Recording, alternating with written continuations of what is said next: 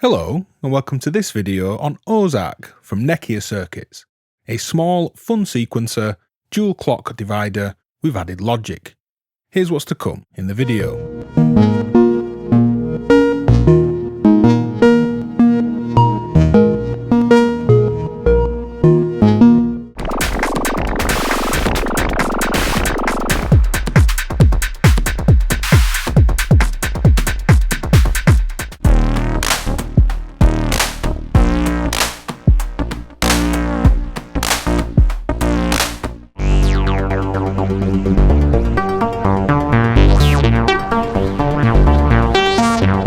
This video is sponsored by Nekyia Circuits. So this video is a free patches series video where we distill down our typical in-depth mega patch-laden demo style to just free patches. However, after making the free patches, I found a nice interesting little hack to get a kind of stalled via voltage behaviour, so you'll actually get 4 patches in this video, and you can skip ahead to those if you like. So this is Ozark, and getting right into its features, it's a 6 HP analog 5-step sequencer with 2 clock dividers and an OR or XOR logic section. It features an internal clock with a rate control here. There's an external clock input which will override the internal clock, and then either the internal or external patched clock goes into 2 clock dividers. We have a Div1 and Div2 for divide 1 and 2 to set the clock divisions, and the output triggers at the Div1 and Div2 outputs. But here's the interesting bit.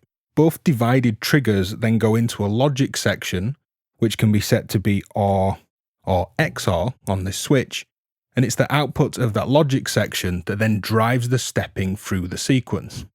So you could have a steady clock here, again internal or external, set the dividers, or one of them at least, to divide by 1, set it to OR logic, and it will just clock through like any standard sequencer. But you can set that to say XOR logic, and then use these different dividers to create interesting rhythms where only one of the dividers will fire at the same time, and that would then drive through these steps with an interesting rhythm. The OR logic instead of the XOR logic would merge and mix both of those triggers from the dividers together, rather than letting them interrupt each other in the XOR logic. You get the OR or XOR logic output on its own trigger out here, and as I say, that's what drives through this actual sequencer stepping. Each of the 5 sequencer steps has a pot to set the value between 0 to 5 volts, and that's CV outputs at the output. You can set the sequence to be 3, 4 or 5 steps on this switch, and you have a reset which can be manual on this button, or there's an actual reset input to reset this with an external signal. And then the final thing here, you can actually decouple the internal clock or external clock and the dividers and logic by setting this OR or XOR switch to be in the middle. And when you do that, there's an advanced input here that you can use with an external clock, random gate, trigger rhythm, Euclidean rhythm. You can use anything then to advance through these steps. And when you do that, the actual internal or external clock and then the dividers and the logic are fully decoupled. So you could clock this and take divisions of your clock and a logic process out completely separately from advancing through the actual sequence on Ozark.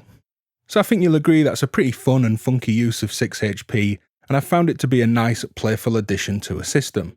The patches in the video are on screen now, and those are linked down below. So without further ado, let's dive in. So for the first patch here, we're having some fun with melodic patterns. And Ozark here is driving everything. It's clocking an external sequencer for a secondary voice, but most of what you're hearing is straight out of Ozark with some quantizing and modulation. Now stripping things back just to our main voice here.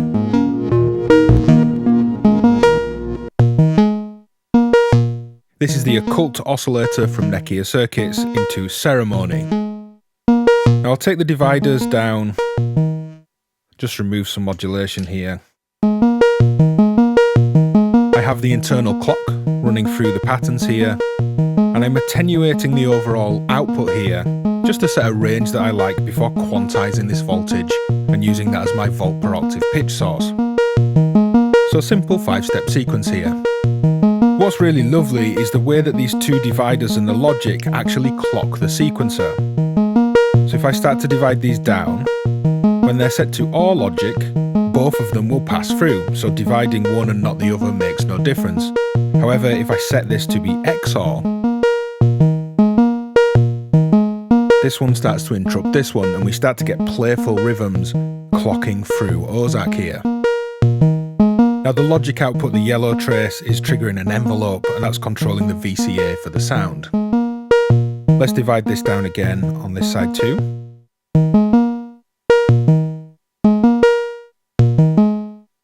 So we have these two divided clocks, XOR logic processed, driving the sequence, and also triggering an envelope for the VCA.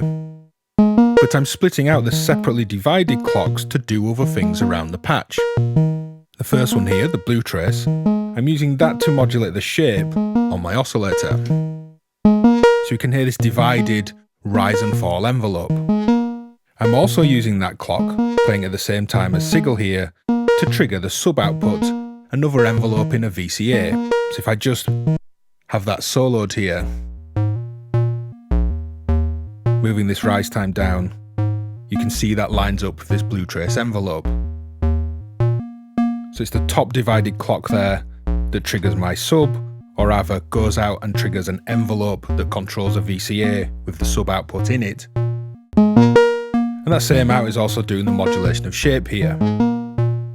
Now the second divided clock, the red trace, which I've put into an envelope just to better visualize on data here, triggers another low pass gate, but another voice entirely not sequenced by Ozark. So if I mute the ones controlled by Ozark here, this is simply a clock, a direct clock output for another sequencer and a triangle wave oscillator through a low pass gate. So if I divide this, it will work more slowly with this external voice and external sequencing. So as I play with these dividers,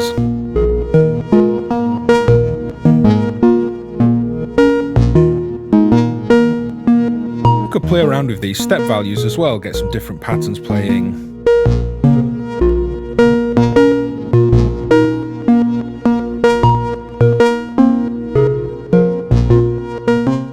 So when you're thinking about sequencers, dividers, logic and clocks, it's never that far away from percussion and drums in my mind, and here I'm having some fun with percussion. There's quite a few nice bits I'd like to highlight, but let's just start with what Ozark is actually doing here. So these two sounds are what Ozark is actually playing, and I'm using the divider outputs to trigger those sounds. The first one is this simple kind of like rimshot type percussion sound. It's just a sample from my sample player here. If I play with the division on top, it's a swung clock that's coming from my main sequencer here, coming in as a clock. And you can hear with no division, that just passes through. And then the second sound is a kind of hi-hat-like sound. I'm using the sequence output here, the green trace and cables, to modulate its decay, to get some nice kind of noise bursts, using the sequence here for the length of the decay on this sound. If I just turn all these down, and I take the division of the second channel and the first all the way down, it's that second divider there that's triggering that sound. So if I unmute, say, my kick, main hi-hats and offbeat hi-hats, I can play around with the division.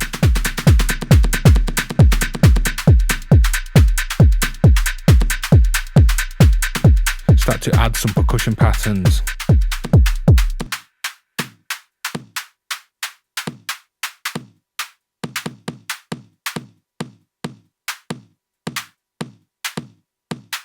And I'm using the XOR logic again to drive this sequencing. Let's just bring in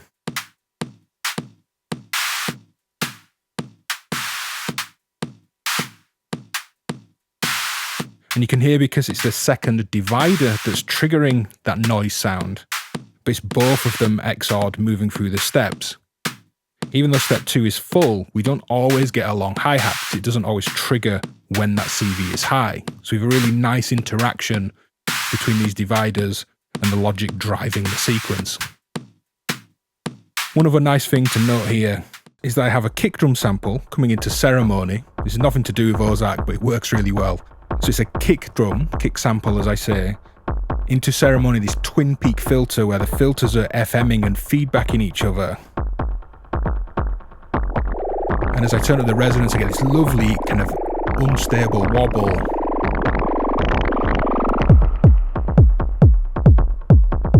Let's build this back up.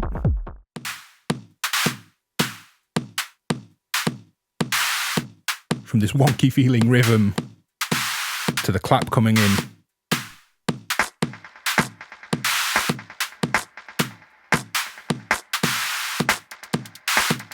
Little shuffling hi-hats playing on my clock here. Offbeat hats.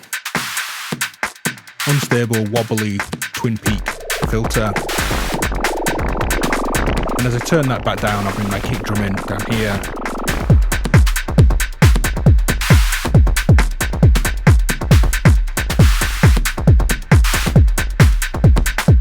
Let's just play around with Ozark as everything else just rolls around.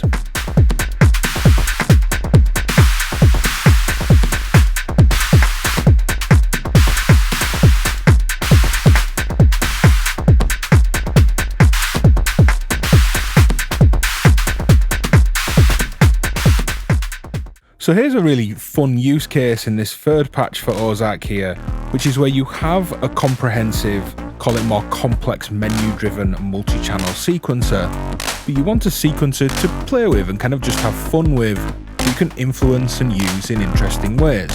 I'll mute the bass for now. Here's my drums that are sequenced nothing to do with Ozark. The green trace here is my shuffled swung clock. The first output, the red one, I have visualized with a short envelope here, but it's that trigger there that's controlling. A rim shot sound, just a little sample here, and the second divider is a hi-hat. So simple division of a swung clock here, and that just places those against the beat. So my clocking is the external clock from the sequencer, and that's divided on those dividers. But it's not the clock that's actually driving the sequencer. This switch here to select OR or XOR logic from those dividers that drive the sequencing normally, either from the internal rate-driven clock or an external clock. In the middle, that actually cuts that off, and it's the advance input there. If I unplug it, that just stops moving.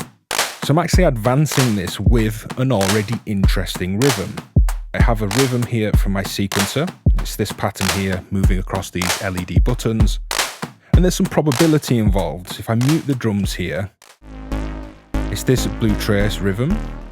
And you can see that's what's actually moving Ozark, a probability rhythm sequence, or a rhythm sequence with some probability on some steps. But it's the steady clock that's been used as a clock that's then been divided down. And I really like the idea that you can have a clock divider separate to driving this from an interesting rhythm from somewhere else.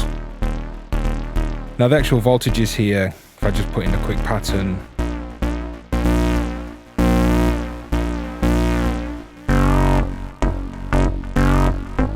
they go to modulate one of the filters in Ceremony here from Nekyia Circuits. There's a video on that I'll link down below. Sigil as well, and it modulates the fall time, the decay or release of this envelope. And we can be quite playful here. If I bring my drums back in, because it's been driven not randomly but not regularly in any way, we can have just a 3-step pattern. It's rhythmically moving through, and I find that really interesting.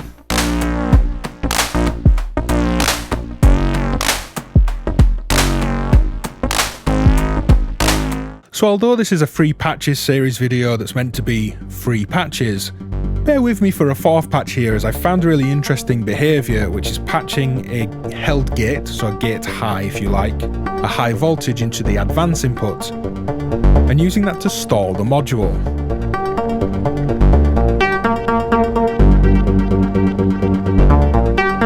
And then as it releases, the sequencing continues.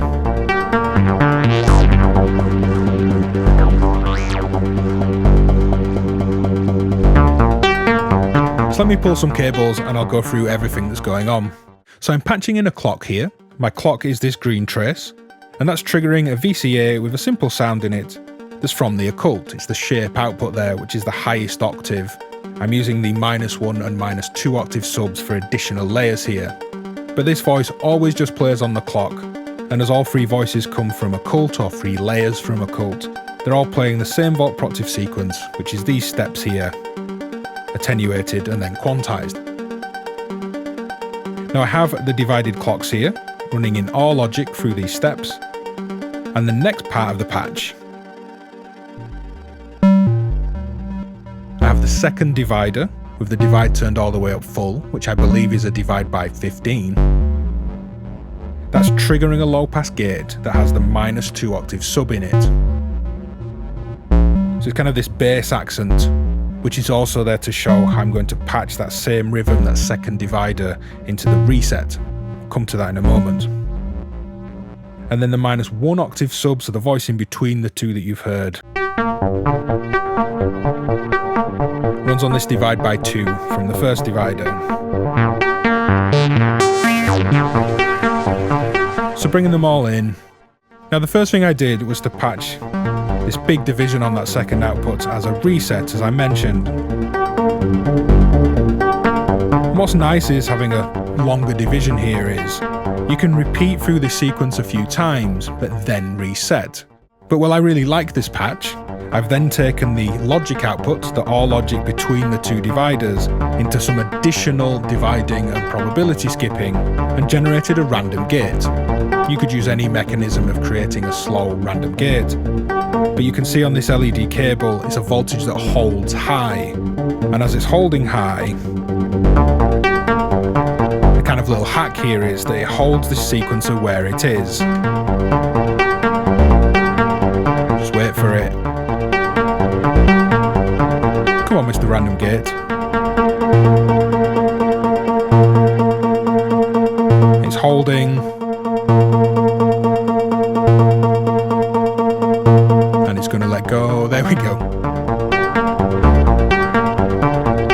But interestingly, while it's holding, the reset still works. So it may hold any of the 5 steps here, but then reset back to 1 while it's still holding and stalling that sequence.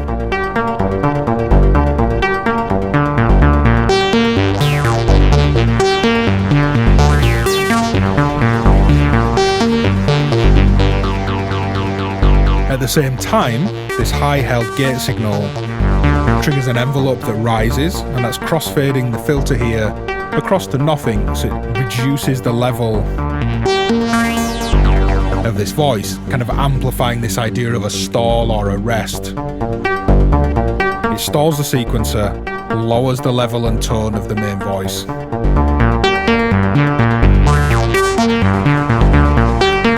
Big divided down sub, accent in the reset, and it's making a 5-step sequencer, small and simple, much bigger, or seemingly much longer and more advanced than it is.